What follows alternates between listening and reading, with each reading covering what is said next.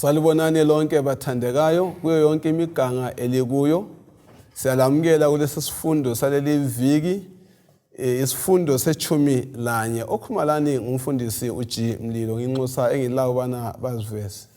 Mahla bezulu siyalibingelela lonke kundawana zonke lapha elisizwa libukele likhona. Inkosi lomusa kwangathi ngaliphathisa ibe lomsakini okhuluma lani ngokulayini osimaphosa. Salibonani bathandekayo, siyabonga futhi elinye ithuba uNkulunkulu asesiphe lona ukuze sifunde ilizwi lakhe. Sengathi singabusiseka ngasona lesi sifundo. Mina ngingumisisi Siboneni Mhlanga. Salibonani sihlobo esithandekayo ngegama lenkosi yethu uJesu. Sisamkelana esifundweni sanamhlanje okhuluma lani ngusikhathele Ncube.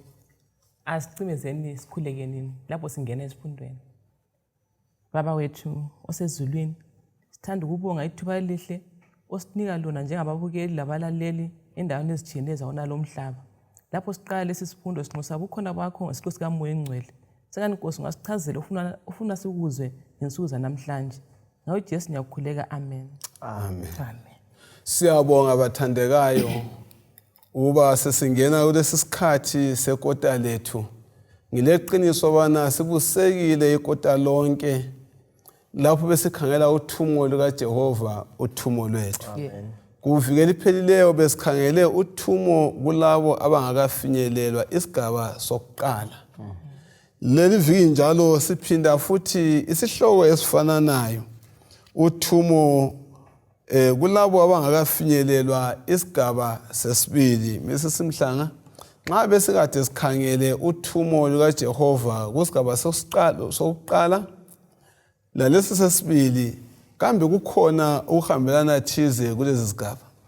Siyabonga mfundisi, ukuhambelana okukhona ukuthi bonke laba evangeli ngabakabilalo kufanele libafinyelele.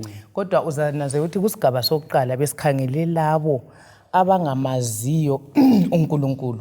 Sikhangela abantu abakhonza imvelo, sathinta kabanzi, abanye bakhonza inkomo, abanye imfula, abanye amadwala, abanye bakhonza izithombe becabanga ukuthi bakhonza uNkulunkulu. So yibo okufanele esithintela kulivike ephele ukuthi kumele ivangeli liyebafinyelele. Kodwa kusigaba sesibili sikhangele uzanazela indaba esizayithinta ilabo izolo amaJuda abesaziwa njengesizwe esikhethekileyo. Wonke umuntu ongasondlu yako-Israyeli ubekhangelwa njengomuntu waphandle onge usindiso lungamfanelanga. So iviki le isikhangela labo abangela kukholwa lokho esikuphetheyo. Bangabe bemkholwa uNkulunkulu. Bekukholwa kodwa sikhangela ukufinyelela kulabo leli qiniso elisindisa elingakabafinyeleli. Siyabonga kakhulu. Akusibaleleke uMateyu 15 verse 28 okuyo izinyana yakufundwa ngekhanda. uJesu wasephendula wathi, mfazi, ulokholo olukhulu. Isicelo sakho sesamukelwe. Indodakazi yakhe yahle yasila ngaleso sikhathi. Singakhohlwa mana lokho sikhangele uthumo lukaJehova. Yes. Nxa sikhangele isihloko sethu esikade sesibetha manje uthumo kulabo abangakafinyelelwa. Usibuyela kuGenesis 3 verse 9 kusikhumbuza ubana uNkulunkulu uqalela ngaphi ukudinga kumbe ukuba lothumo ebantwini. Uthumo lukaNkulunkulu mfundisi lusukela ekuqaleni umuntu andi sifundile siveza indaba yothumo le. Ukuthi uNkulunkulu ngiyowaqalisa uthumo ngokuthi abe adala umuntu abe sesenza ubudlelwano laye.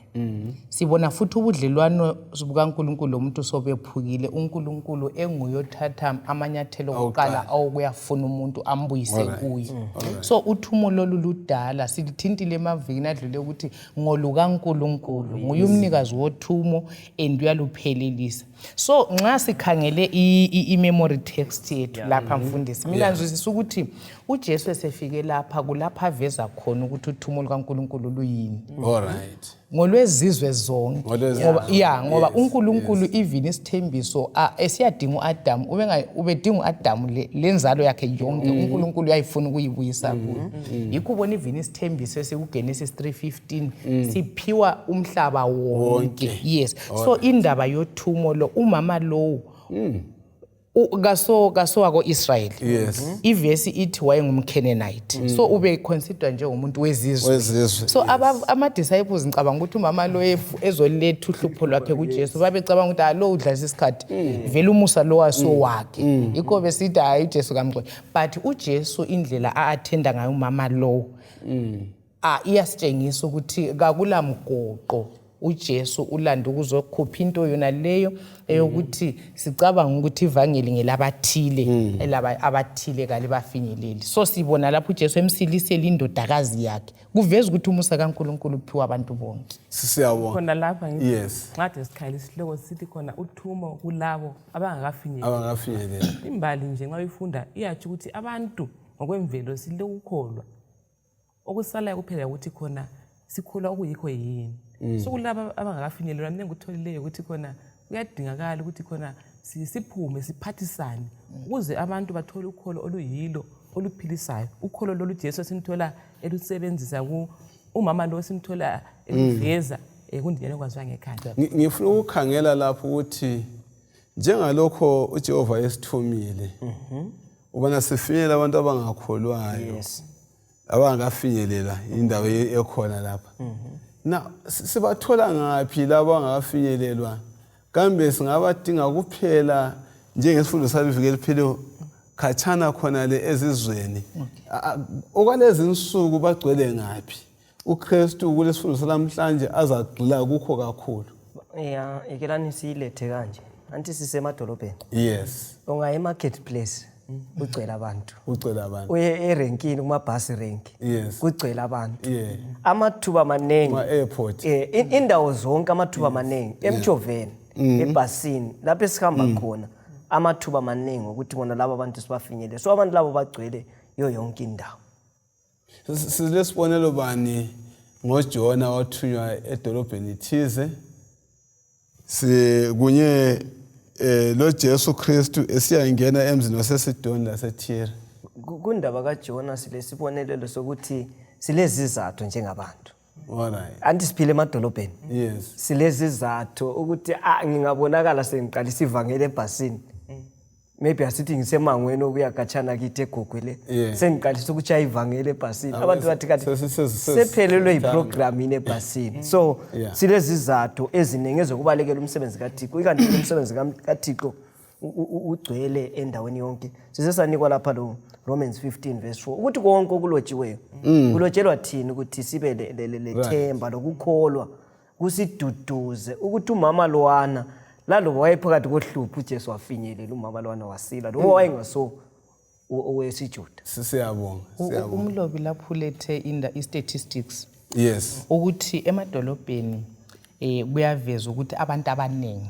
vele basemadolobheni so ukuthi uJesu imission yakhe emadolobheni ile njongo yokuthi bonke abantu bafinyelelwe livangeli and mina ngithe ngikhangela lapha amaphosa ngabona ukuthi edolobheni kugcwele abantu abalama cultures achiye esidikidikini lwanu lokwakho omnye ubhizi yenza lokhu leyo kunya kukholwayo la lokho akhule ngakho abantu bonke batholakala emadolobheni and uNkulunkulu emadolobheni ulothumo ufuna ukufinyelela abantu abanjalo abantu ababhizi abadinga imali abenza lo yikho uNkulunkulu wakhipha uJona yaneniniva ifuthi isiqongo sobubi mfundisi sisemadolobheni so uNkulunkulu ubefisa ulesihayelo labantu abasemadolobheni abaphila phakathi kwencithakalo lenkohliso ukuthi ngabayafinyelelwa livangeli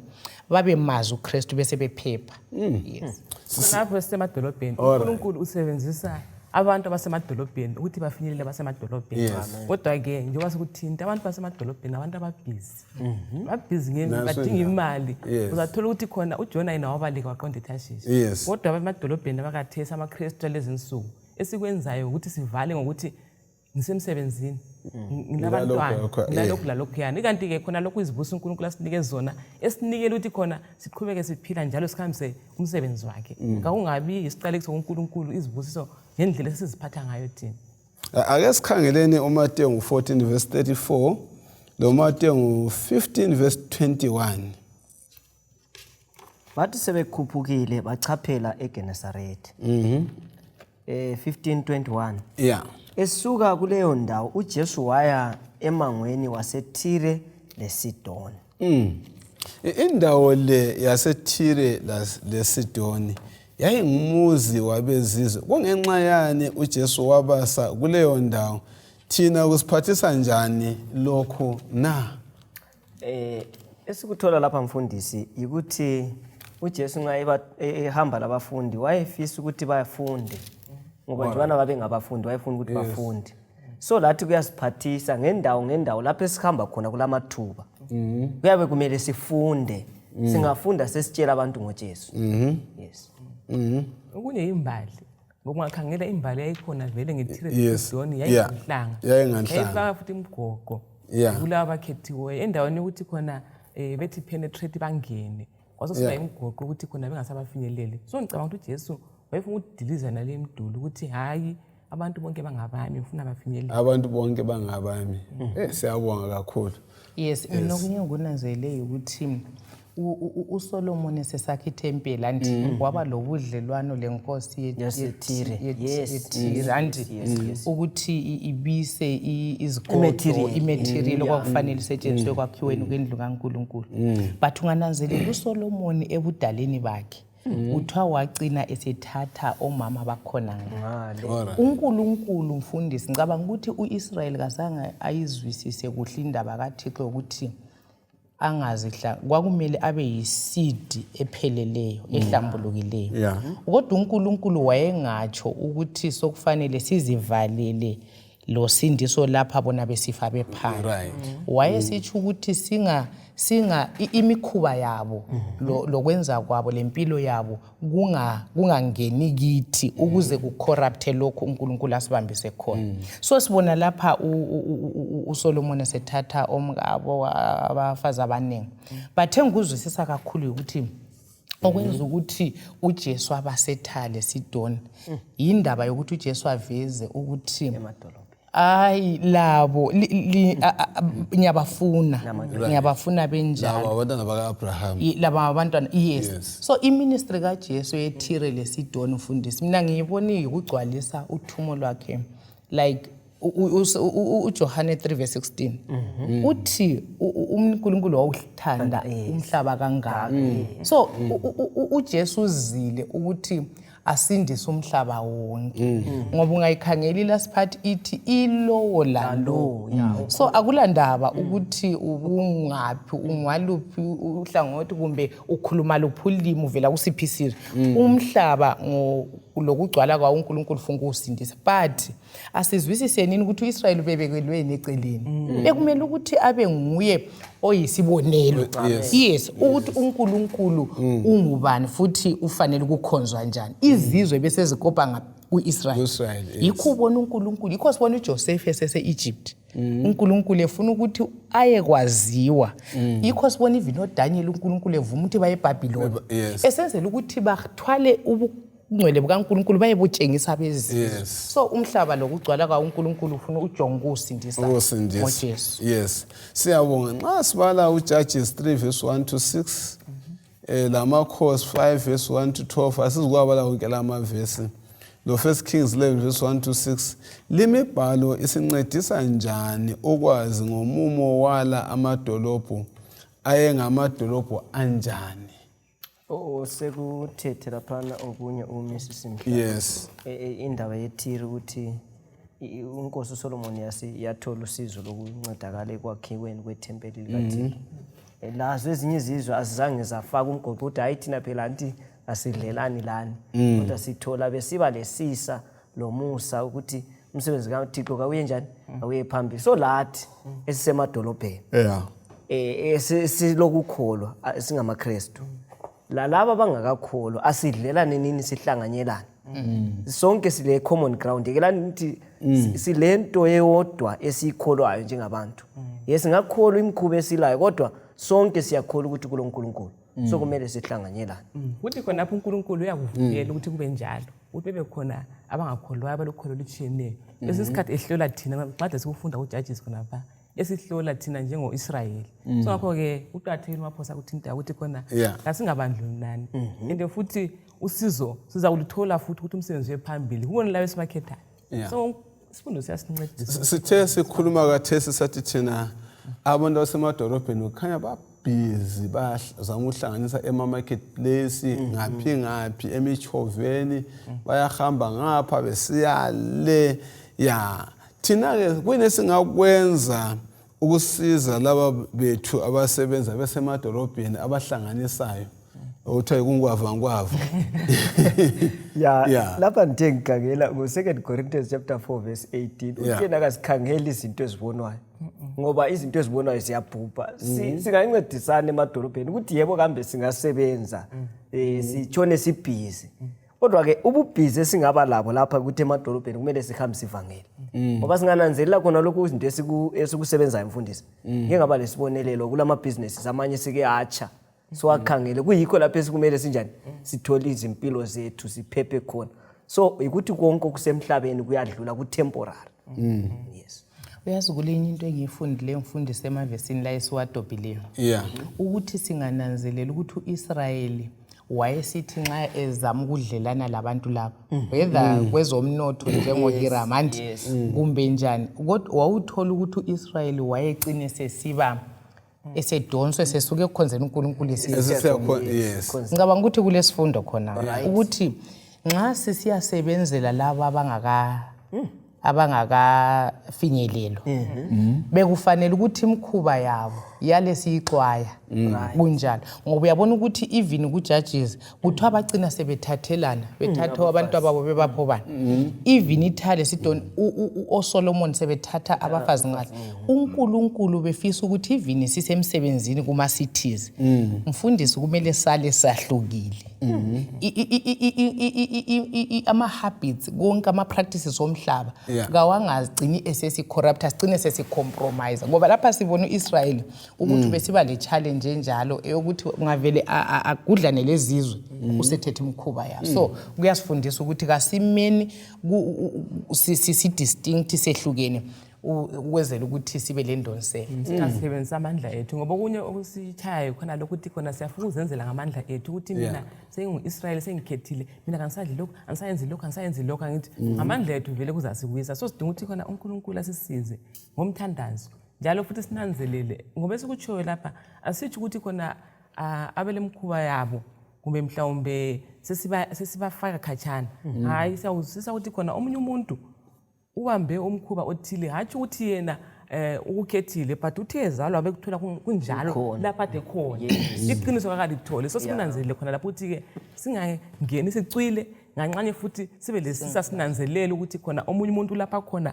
hatshi ngokuthi yena ubeza ukhetha xa iqiniso seliveziwe vele umuntu uyalifuna iqiniso wonke umuntu ufuna into ephilayo into emsebenzelayo akumfundela uMateyu 9 verse 35 usiya ku-38 Mateyu 9 verse 35 usiya ku-38 Mateyu 9:35 uJesu wanquma kuwo wonke amadolobho lemizi efundisa emasinagogweni abo echumayela izindaba ezinhle ezombuso njalo eselapha zonke izifo lemikhuhlane wathi ebona izixuku zabantu wabazwela usizi ngokuba babehlukuzekile bephelelwe benjengezimvu ezingelamalusi wasesithi kubafundi bakhe isivuno sinengi kodwa izisebenzi zilutshwana ngakho ucelani inkosi yokuvuna ukuba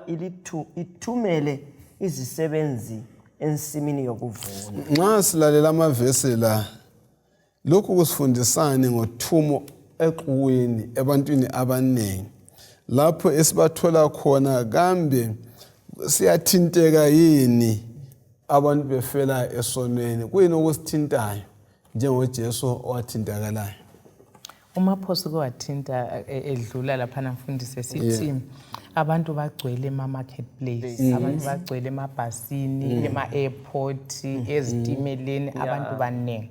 So uJesu kuthiwa wathe babona umumo njalo wathinteka kakhulu ukuthi bakwethu abantu babhizi benza imali bakhe izitezi benzane kodwa kulokunye okusilelayo baza kufa ngapha kwelanga konke bekwenzile bazitha izifuba babaphezulu. So yikho uJesu abedinga ukuthi sibe yikho khona nxa esithi ngakho ke khulekani umlobo uveze lapho ukuthi bekudinga ukuthi ngabe inhliziyo kaJesu iba inhliziyo yethu, inhliziyo yesihawu eyokubona, eyozwelo, eyokubona ukuthi umuntu angazabe emkhulu njani kwezintweni zomhlaba kodwa ikusasakalayo esilongo uNkulunkulu engamazanga.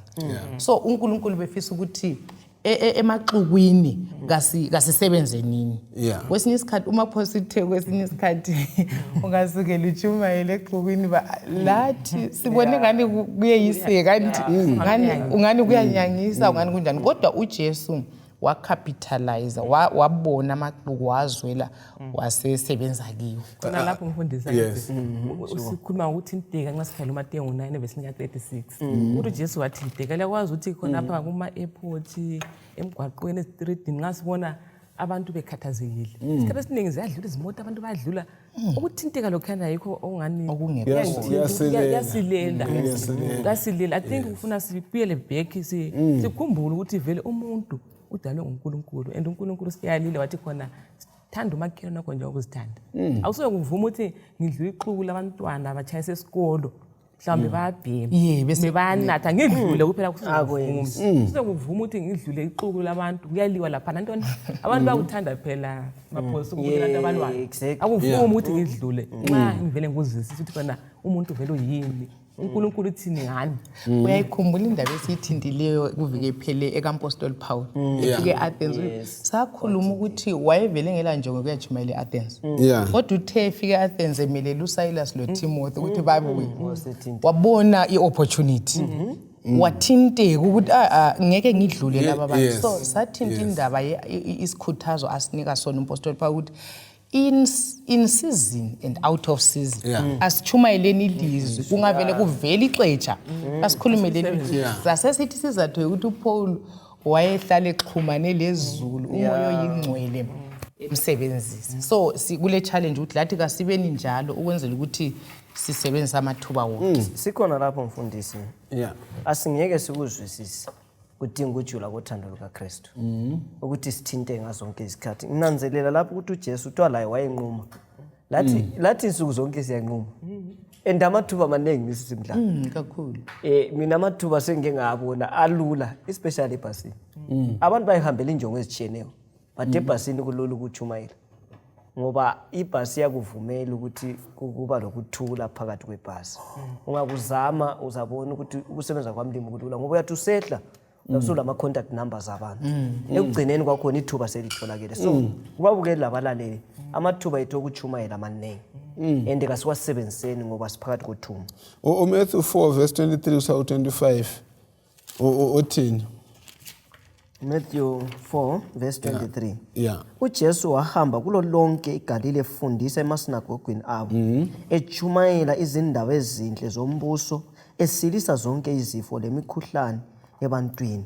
Udumo lwakhe lwanda kulo lonke elaseSiriya abantu babaletha kuye bonke ababegula belezifo ezehlukeneyo labo ababe sebuhlungwini obukhulu ababephethwe ngamadimoni abalezithuthwane labayizilima bonke wabasilisa. Amaxuku amakhulu evele eGalili eDecapolis eJerusalem eJudiya nasemangweni ongaphetsheya weJordani amlandela. Siyabonga. Uma wayeqala umsebenzi wakhe uJesu wawuqalela ngaphi labantu beza kuye bevela kuyiphi imiganga na ade befunda ngakho emavesini la? Sinanzelela ukuthi uJesu lapha uqala umango wakhe evelele eGalili. So amaxuku amlandelayo lapha sithola ukuthi amadolobheni eDecapolis amaningi labo babuya bemlandela. So esikuthola futhi lapha even nakubafundi uJesu uqalisa iministry yakhe eJerusalem labafundi besiye eJudea eSamaria ongangathi ukuthi lathi sisukela lapha esikhona yes sisiya kwabanye esigudlana lapho yeah singakadluli phambili ngifisa bona sibuyele kumama Lwana umama Lwana unomahluko bani esotholayo kundlela umama lo achazwa ngayo ebhalweni umahluko uchazwa njani lona umama wasesi oyeze ecela bona umntana wakhe athole usizo right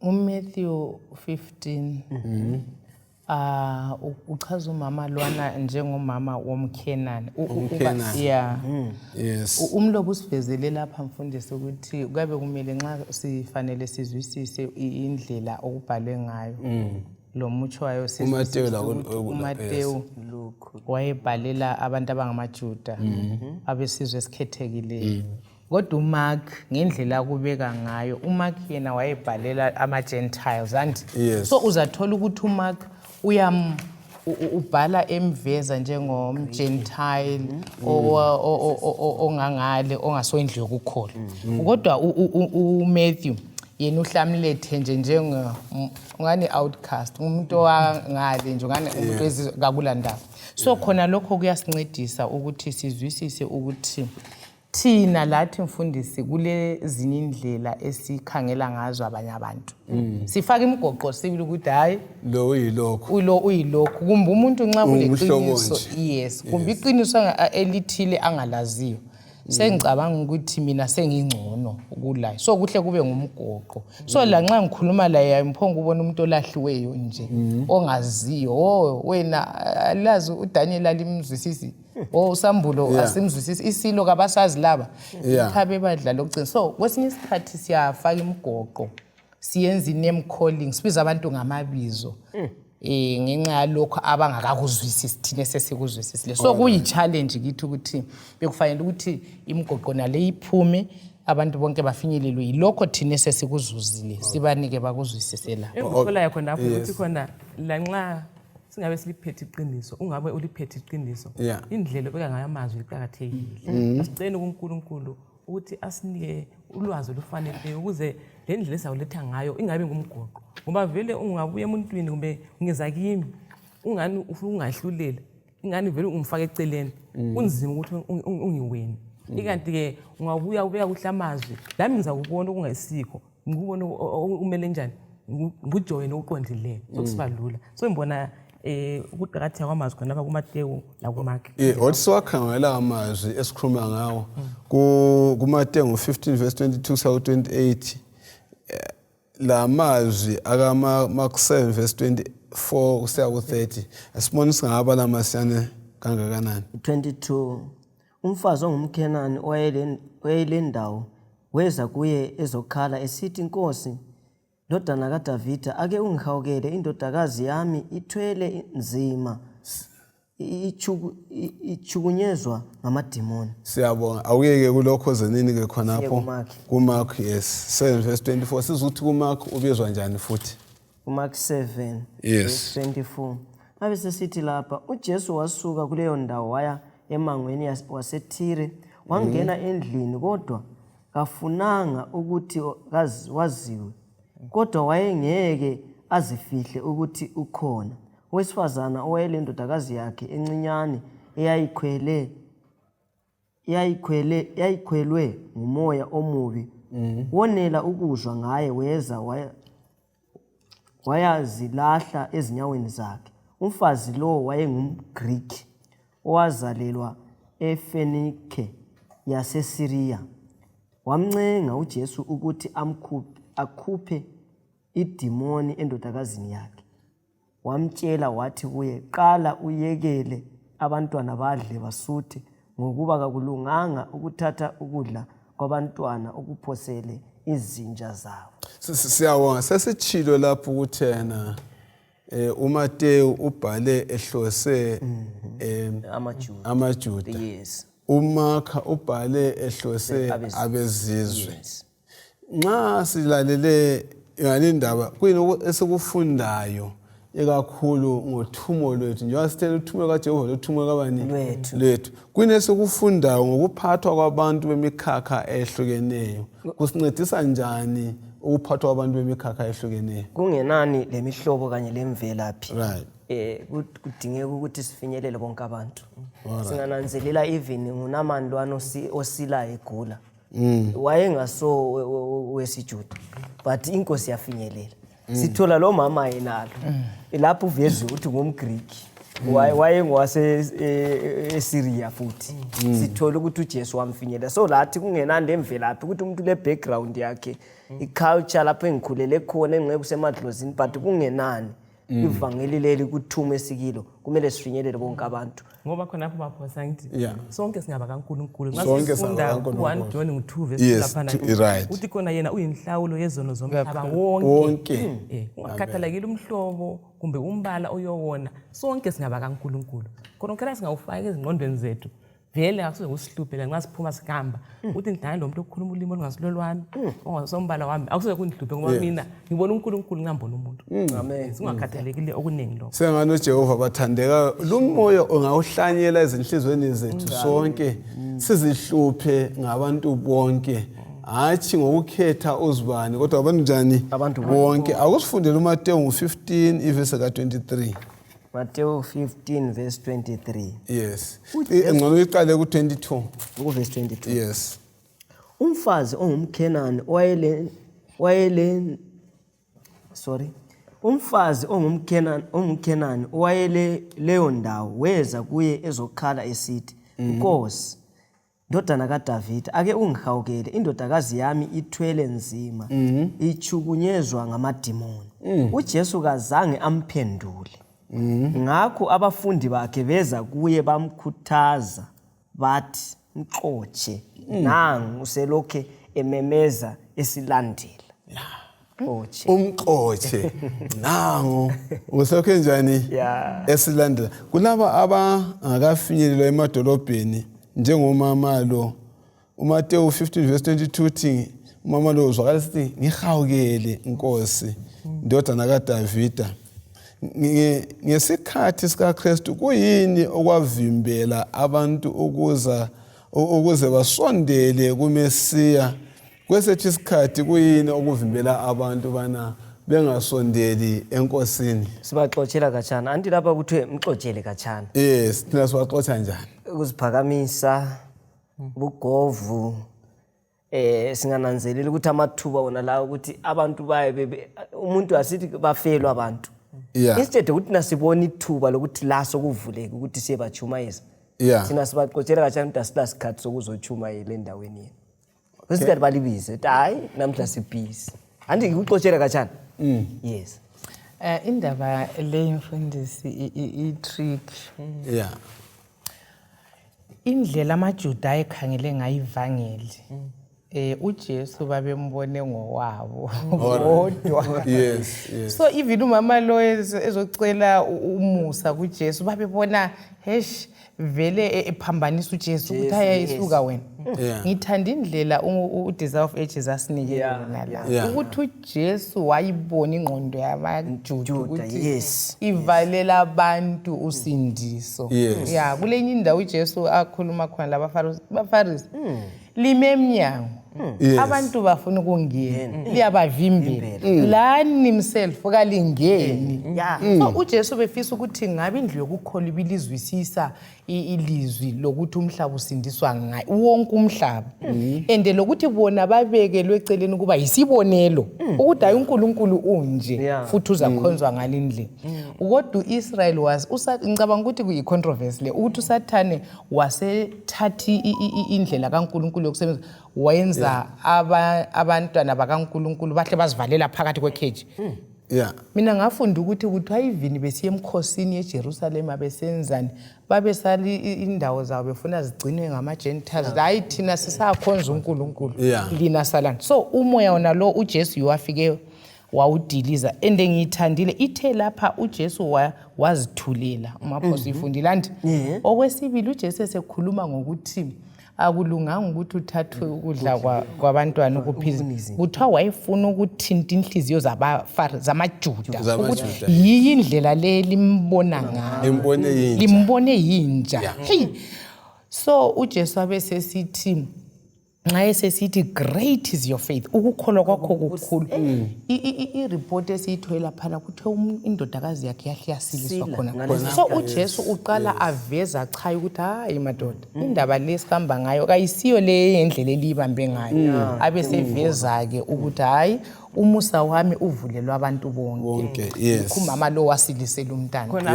Khonapho Mhlanga yasimbona ifeva emangalisayo. uNkulunkulu uyakwazi ukuzenzela umsebenzi ngalo. Wathi usikhethile, ukhethile uIsrael ukuthi khona abe nguye set aside ukuthi afeze ngalo umsebenzi. Ngoba ungakhangela umama lo kunjalo kuvinjwa kunjalo.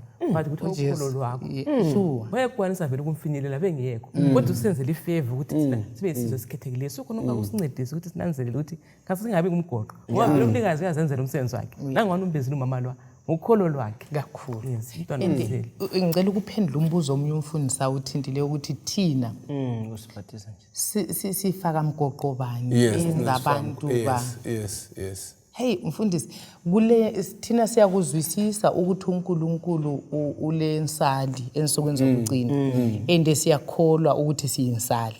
Kodwa khonokho uSathane useyenze sakusebenzisa ukuthi sivimbele ukuthi abanye abantu basindiswe. Ngoba ngicabanga ukuthi umuntu lo nxa lokho leli qiniso engakalizwisisi, nxa lo esagqoka kanje, lo esadla kanje, ayikudla komlilo, mina sengingapha kulaphi ngapha labo ngale. Kodwa uJesu ngicabanga ukuthi nxa last week sasifunda ukuthi insuku zokungazi uNkulunkulu uyazibekezelela. Kasithatheni iqiniso likaNkulunkulu sizwisise ukuthi lathi sike saba semnyameni.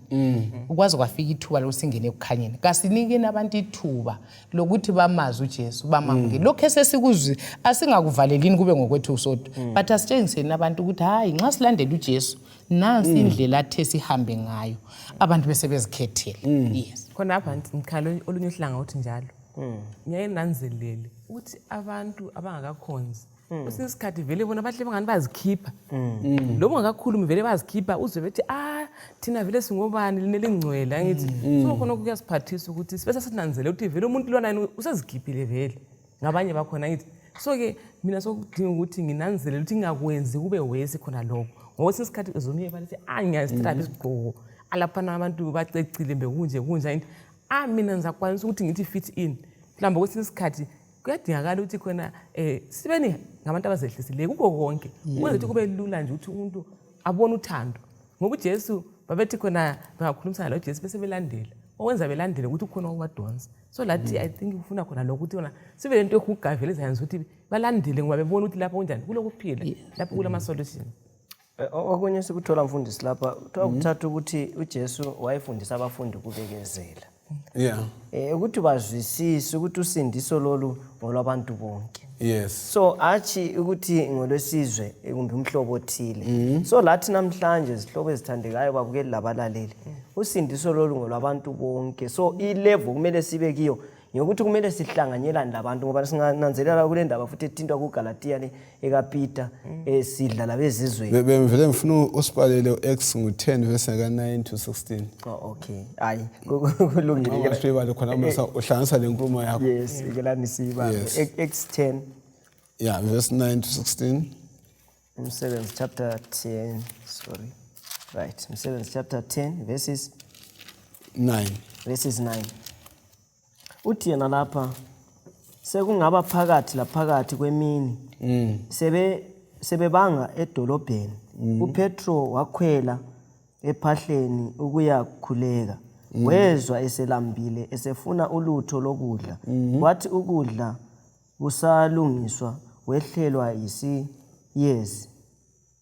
isiyezi phupho wabona izulu livulekile kusehliselwa emhlabeni ulutho olwalu njengelembu elikhulukazi libanjwe ngamagumbi alo womane lalithwelwe yonke imihlobo yezinyamazana ezile zinyawo ezine kanye lezinanakazana zomhlaba lezinyoni zemoyeni ilizwi laselimtshela lathi vuka Petro bulala udle. uPetro waphendula wathi hatshi Nkosi, kangikaze ngidle lutho olungahlanzekanga nolungcolileyo. Right, sime khona apho ke. Nxa siyazi indaba yonke. Nxa singafinqa lindaba osanibona ifunde. Iletha sifundo bani ngamandla kamoya oyingcwele ayedinga ubana afundiseni uPeter amandla kamoya oyingcwele. uNkulunkulu afuna sibe kwazi, wayefuna lokuthi uPeter bekwazi ukuthi uNkulunkulu kakhethi. uNkulunkulu kabandlululi. Yikho uNkulunkulu nxa ekhuluma lapha la amazwi kuPeter uthi vuka Peter uhlabe. Ngibone ngani uhlupho lwalukhona vele emfundisi lokho esilokhu siluphinda olwemduli yamaJuda. uJesu wayefuna ukuthi ivangeli khathesi kalihambe la kwabezizwe bayemazi uNkulunkulu. So Peter uJesu wayebona ixuku eliyaqhubeka amaJuda lokho eyiyo. Kodwa ivangeli lingachaphakeli ngale. Yikho ebona indaba kaCornelius. And uCornelius mina into endindileyo ngoCornelius maphosa ukuthi kuthiwa enjalo engasoyindlu yokukhona wayekhuleka. Yes. Wayenikela. Izwi lathi Cornelius kule nto omele uzoyichasiselwa engani eyinyo. Otherwise uCornelius izulu wayele touch lezulu. Abe sesithi thumela amadoda eJoppa ayebiza uPetro akuchasisele linye iqiniso. Yi attitude omele sibe layo. Singacabanga ukuthi nxa sisiya minister ebantwini abalabudlelwano loNkulunkulu. Sicabanga ukuthi balahliwe balahlekile abazi lutho. Kulabantu abakholwayo ngale phandle mfundisi abangasoyile indlu esicabanga ukuthi thina sesiyithi. So uNkulunkulu kasinika amandla niko Petro akamoya oyingcwele awukubona adiliza imiduli yonke. Zikhona izimvu zami ezingakho kulesi sibalo. Fakaza kuPetro uzivile ezifakazela kuverse 34. Wangikhona uPetro wavula umlomo wakhe wathi impela ngiyabona ukuthi uNkulunkulu akhangeli ubuso bomuntu. Singakhangeli ubuso bomuntu. Kulabanye futhi singabafinyeleleli kwazi esikhangela ubuso babo. Mhlawumbe ngenxa yezifundo ezilandela sakhuluma ngakho. Ngezizathu ezithiniyo mhlawumbe simbona ngani hayi lo vele kangeneki alo lento zakhe hayi lapha kasidluli. Ikanti ke uNkulunkulu vele akakhangela ubuso bomuntu, akakhangela ukuthi ngubani. uNkulunkulu ufuna wonke umuntu. Umisi Mhlanga uthinte kunye lapha okungithintayo lokho ekuthinte esifundweni. Yabona ukuthi uJesu udinga ukukholwa ukuthi kukhanye kulabo abaloke besemnyameni. Sinanzelela ukuthi kulabantu abalokukhanya phandle ngale. But abadinga ukuchasisela uthinta indaba leyane ekakhonele ukuthi wayedinga ukuchasisela. Yakwazi ukuthi umlimi usenzele umusa ukuthi siyenelise ukuthi sizwisise amaqiniso alesi sikhathi.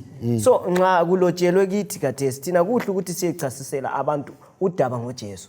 Hayikhona ukuthi siyeziveza ngoba lapho uPeter wayefuna ukuziveza yena. Wayengafuni ukuveza uthando lukaThixo olwalumfinyelele nolwalufinyelela uCornelius ukuthi yena kwakumele ukuthi ayeveza ivangeli. Kwangasondaba yokudla. Kwakuyindaba ukuthi yena kumele ayihlanganyelana noCornelius wezizwe ethola indaba zikaJesu. And uPeter nxa esevela chasisa indaba ngoCornelius kuthiwa maphosa abantu behlelwa ngumoya oyingcwele. So indaba kaNkulunkulu yahle yaveza ukuthi hayi madoda uPeter uyaseyichasisa ukuthi madoda mina bengikhona njengoba thina samukela umoya oyingcwele labo uNkulunkulu. So khona lokho bekutshengisa ukuthi uNkulunkulu kathi kakhethi umuntu akalamduli akalalutho. So usindiso ngolethu sonke lathi kasihambeni silaleyo ngqondo ukuthi uNkulunkulu abantu bonke uyabafuna. Sikhangela indaba leka khona sikhangela uPeter ethunywa. Sibona uNkulunkulu uyaveza amathuba andisindawo. Yes. Yeah. uNkulunkulu uveza amathuba bani ukuze sifinyelele abantu emadolobheni. Kuyini ongasenza sikhulise ulwazi simelane lobandlululo lokuziqenya lakho konke. Kuyini ongasenza sikwenze khonokho? Thina sisemhlabeni mfundisi kodwa kasisibo bomhlaba. Kuthi ukuthi kufanele umhlaba sidlelane lawo sizakwazi indingeko zabo. So uNkulunkulu ama-opportunities kumbe ezinye indlela amathuba alethayo, abanye bengagulelwa njengomama we-Canaanite, abanye baye befelwe, abanye baye beswele, abanye baswela kuze ama-economic challenges azasusa abazali baye emazweni bachiya abantwana bebodwa. So ngezinye indlela amanye amathuba uNkulunkulu avuma ukuthi siwasebenzise ukuze sifinyelele imphefumulo. Abantwana besele bodwa nxa bephakathi kohlupho ubancedisa kwakho kukhona kwenza ukuthi umuntu amfunde uNkulunkulu. Amazi kulezi insuku kule ndaba yama-drug, i-drug abuse isesiqongweni kakhulu. So ngamanye amathuba uNkulunkulu sesiyenza ukwenza ukucina ububi busanda. Thina siyawazuza ama-opportunities osisitshumayo. Isikhathi esiningi siyasifisa ngisicabanga ukuthi khona amathuba ngikhona kumele avezelwe i-church ibandla ngokwayo. Kanti-ke amathuba azavezelwa wena, avezelwe mina ngithi. Ngoba lapho esivuka khona sihamba sibhizi njengoba sithutha abantu emadolobheni sibhizi. uNkulunkulu uyaveza amathuba emsebenzini lapho sebenza khona akukhona amathuba. Ngathi uthi khona ade sithinta le ndaba edalile ukuthi khona eJerusalem uthi siqala khona apha ekhaya. Uzathi uthi ezihlotsheni zami engizalwa labo yes abadinga ukuthi khona ngabe bayafinyelelwa abakafinyelelwa. Kodwa lokho engxenye lokho kumele sifinyelele sihambe siphume. Bathi phakathi xa ngacabanga mhlanga ngifake kumalume iseda kumalume ngapha abazawo wami ngithi leyo konke Uthumo vele unjani luhanzi unenge singafinyelela ikhona sengibuya phakathi futhi uzathothi umntwana uyakhonza abazali abakhonza ubaba ukhona umama so ke sivele silomsebenzi omkhulu uNkulunkulu asisize asivula amehlo sibone ukuthi ngaphi khona exactly emathubeni ufundisi emathubeni imedia ilamathuba abantu bayisebenzisa kakhulu okungangokuthi ama status lezi nsuku sikhuluma ama status anti yikho kulamathuba ukuthi singasebenzisa ukuveza uKristu amanye amathuba lezi nsuku indaba yamanzi bathi indaba yamanzi iyandile le khona phana esibhoraneni sibhizi sikotshoza sitshela abantu ukuthi uJesu uyabuya kumedia ungakhangela vele abantu ensuku namhlanje vele bathela amafoni sonke isikhathi uPaul esejele kuthiwa khona ngamanye amathuba lawo ebhala manje thiyo ukuthi sokulula ngihlezi endlini yami ngingaphi semtshondweni ngiyakwazi ukuhambisa uThumo uvangeli kodwa uhlupho ukuthi uyawuhambisa ukikikiki kuphela ukungela lutho olusindisa abantu ubancedisa awusikhangele uGalatia ngo2 ivesi ka11 kusiya ku13 siyananzela phela lapha ukuthi uPeter wawahlathana nangaze ngidla into enje asike sithi uGalatia 2 verse 11 kusiya ku13 lokhu kusifundisana ngobunzima bokuphuma entweni esiyasengela empilweni zethu kusukela ekukhuleni kwethu ukuphuma emkhubeni wethu omdala ekufikeni kukaPetro eAntiochi ngamphikisa sikhangelene ngoba wayephambanisa abantu abathile abavela koJakobe bengakafiki yena wayesidla labezizweni kodwa sebefikile waqalisa ukuhlehlela emuva wazehlukanisa labezizweni ngoba wayesesaba ababengabeqembu lokusoka amanye amaJuda lawo ahlanganyela laye kulokhu kuzenzisa kwakhe kwaze kwathi ngenxa yokuzenzisa kwabo uBarnaba waholelwa ekulahlekeni lokhu kusifundisana ngobunzima bokuphuma entweni esesijwayele uyasithi kuthiwa uPeter ayekhuliswe ngakho ukuthi yena ungokhethekileyo so ithi lapha ababethunywe kuJames ngale eJerusalem kuthiwa uPeter wabehlanganyela lama-Gentiles esidla lawo kodwa wasenyomuka esebona so kusifundisa ukuthi sikhona lathi esilokhe sisaphila ama-double standards silokhe silempilo yayizolo esikhuliswe ngayo nyaka embone emfundisi ukuthi silokhe sibuyele ukuthi nayi sisalungisa ekhaya kulomsebenzi andila kwazi esintwini nxa ngabo August kulemsebenzi izinto esakhula phakathi kwazo kodwa silokho singazilahlanga kumbe singazisisanga ukuthi kazisela ndawo lapho so minengi imkhuba esikhuliswe ngayo lokuthi hayi wena uyilokho sesicabanga ukuthi abanye abantu bayilokho so abantu abethu asibakhuliseni bekwazi ukuthi abantu bonke bayafana uNkulunkulu kakhethi imhlobo ukwenzela ukuthi nxa beyakhula bedlelana lalabo bantu babekwazi ukuthi akulalutho abachiyene abantu futhi singesaba abantu ukuthi abantu basibona sesibaleka ngasisaba uNkulunkulu ulihle lakhe vele libona yonke indawo ngesifundo isithola khona lapha siyabonga ukuthi ungenzi lutho oluhle ngoba usubona abazalwane nxa bengekho uyenza okunye siyabonga akungifundele ulokhu 18 verse ka 8 look 18 verse ka 8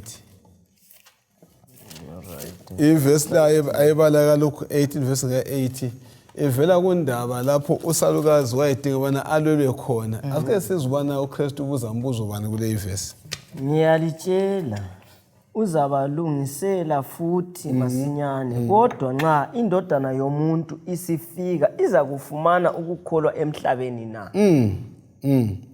iza kufumana ukukholwa ngaphi emhlabeni na kuyini sibisibili okufuna ngoKristu kule verse kuyini ufuna ngoKristu kundaba yonke esikhathi sixoxa ngayo ukukholwa yes okuzakhanya phakathi kobumnyama alright hathi emhlabeni anti umhlaba vele uphakathi kobumnyama so kudingakala ukukholwa okuzakhanyiswa umhlaba nje bana lathi sikholo ungikhumbuza indaba esike sayithinta kaJohn 3:16 yes uThixo wathanda umhlaba kangaka ukuze ilo lalo onjani okholwayo so akulamngcele akulamgoqo akulamgoqo kundaba le esiya kuyo kulamavesi ambala uMatthew 8 verse 10 to 13 Matthew 9 verse 2 uMatthew 20 verse 29 usa ku 34 lo Mark 2 verse 5 lo Mark 10 verse 46 52 lamakhasi asivezela ukubana uJesu uchaza bani njengomuntu olokukholwa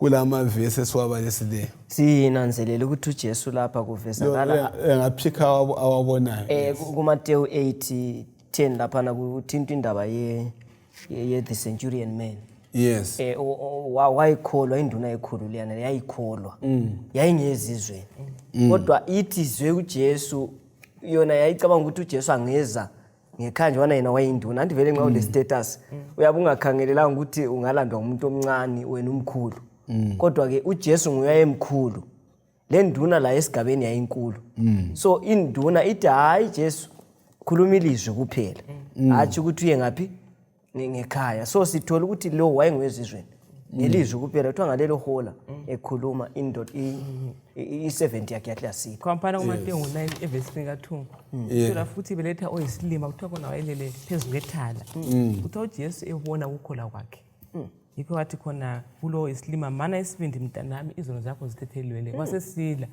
so mina engikutholayo indaba yokukholwa indaba yesiKristu imnandi ngoba ngale sakudeka into eziningi kudinga nje ukukholwa awubalungele kodwa ke thina ukuthi sasihlupha sesifuna ukudinga ukuningi sithini loba siphuma sikhamba sifuna ukuhamba sesilamanye amandla kodwa ke okwethu ukukholwa ukuthi endungananzelela sikha lo maphosa elikuthintileyo bonke abantu laba babengasomaJuda bona labo uJesu abamangalayo ukuthi ukukholwa kwenu kukhulu and usunanzelela laphana uMatthew 6 kusiya ku verse 8 kwabendle ukukholwa uJesu wayekhala line lilokukholwa okuncane kungaphi ukukholwa kwenu so khona lokho kuyasiqathanisela ukuthi akulandaba ukuthi ungwayiphindlu ungwawuphi umhlobo but uJesu akudingayo yikumkholwa so uNkulunkulu imgoqo bakithi yesi emphasize yokumthatha ilizwi yes imthathela izwini right kuyini esifunda ngakho ngesikhathi sikaKristu okwaba imbangela yokwehlukanisa umsebenzi okwenza umsebenzi wehluleke kuyini ongasizathi sehluleke ikakhulu nxa sikhangela indaba yokukholwa le singasusa anti labana kube kulababhali labafarisi singasusa nje ukuthi sibe sisithi abantu bangabala lokhu sifaka imigoqo mfundisi lokuziphakamisa uzenzisa laphana kuthinti ukuthi uPeter wayezenzisa ngokuthi wayesebona abakibo wasebaleka. So lathi kwesinye siyazenzisa le double standard ukuthi namhlanje ngitholakala ngiphakathi emhlabeni, kungathiwa namhla kuya le ndlela lami ngiyabe ngiphakathi kangibavezeli uKristu. Ukuthi khona ngale kwayelenda ngiyeveza uKristu, mina lami sengikibo sengiqalisa ukukhipha lamagama angilando ukukholo. Yes, ufuna ukuthi? Yes, befuna ukuthi vele isiqoqela sendaba ukuthi khona sibe mazi uNkulunkulu. Yeah, Wadala izulu nomhlaba ngosidalile sonke njalo uthini? Yiko uzasiphathisa ukuthi khona singafaki imigoqo, senze nje kube lula. In fact kuzazenzakalela kodwa ngoba vele sesihamba laye. Uzabe zenzela akwenza thina singamavezeli. What is challenge ke abalaleli ukuthi isifundo sesalamhlanje sithi vula inhliziyo yakho. Amen. Ukhuleke ucele uJehova engeze ukukholwa njalo kusebesithile ukuthi ngokukholwa kwabanje ngokho engeze ukukholwa kwethu enhlizweni zethu ukuze bathandekayo leli zwi lenkosi lifinyelele laba bantu esithenjani kubo anti sindawonye. Yes, asibakhulekele bona lawo bantu sike sizinikele thuba lobana lawo bantu sibhale noma izinto ezintathu ezakomoya esifisa bana lawo bantu bakhule kukho sibathinte singabakhangele eceleni eklasini yethu esaba sikhulu sekuveze lokho. Ukhona lelizwi lokucina maybe ngaba lelizwi lokucina ukuthi sikhulekele. Siyabonga mfundisi. Elokucina bazalwane kasinanzeleleni ukuthi indaba yokusindiswa komhlaba ngeyomuntu wonke. uNkulunkulu wasekuqaleni edinga uAdamu ngaphi? Udinga uAdamu lenzalo yakhe yonke. Kakulandaba singumhlobo bani, kakulandaba sikhuluma limi bani, kakulandaba silemali enganani, kakulandaba siswela okunganani. Kodwa uNkulunkulu kasisize sizwisise ukuthi sonke siyamdinga uNkulunkulu. So ethumweni lwethu uNkulunkulu asithume khona kasihambeni ebantwini bonke sisusa indaba yokuzimangalisa leyo kuziphakamisa leyo kuzizwa singcono leyo kweyisa abanye abantu sibakhangelele khatshana. uNkulunkulu kasibusise nxa siza kuya emsebenzini ngelihlo likaNkulunkulu. Asicimezeni sibeni lomthandazo. Baba wethu oyingcwele okhona ekhaya ezulwini, we are humbled ngelizwi lakho ukuthi ekungaqedisisini kwethu uyasibekezelela. Nanti Uthumo kulabo abangakafinyelelwa. Kwesinye isikhathi ukuziphatha kwethu lokukhuluma kwethu lokudlelana kwethu labantu abangakakwazi kuletha imigoqo esabekayo ezimpilweni zabo abakuboni empilweni zethu. Siyakhuleka sivuma ukwehluleka kwethu, sibonga sona lesi sifundo esisiqondisayo lesisikhuthazayo. Sicela amandla akade khona izolo kamoya oyingcwele asithungamele emaxhukwini, vuma sikukhulumele in season and out of season. Vuma siphakamise isiphambano ngoba emadolobheni incithakalo isanda. Uvuma umusa wakho wande ngamandla, abantu bakho babekwazi baze ekusindisweni. Ngayo uJesu siyabonga. Amen. Amen.